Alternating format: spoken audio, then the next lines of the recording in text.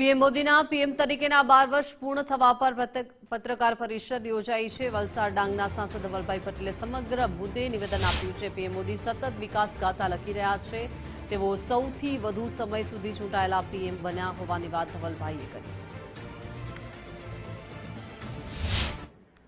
આપણા પ્રધાનમંત્રી નરેન્દ્ર મોદી સાહેબે જે 2014થી અવિરત વિકાસની ગાથા લખી રહ્યા છે, એમના સેવાના 12 વર્ષ પૂર્ણ થયા છે। આપણા નરેન્દ્ર મોદી સાહેબ 4399 દિવસ અવિરત સેવા આપીને આપણા દેશના સૌથી લાંબા સેવા આપતા એવા ઇલેક્ટેડ પ્રાઇમ મિનિસ્ટર બન્યા છે। આના પહેલા આ રેકોર્ડ પંડિત જવાહરલાલ નહેરુજીના નામે હતો, જેમણે 4398 દિવસ સેવા આપી હતી, અને ઇન્દિરા ગાંધીજીએ 4077 દિવસ એમણે સેવા આપી હતી।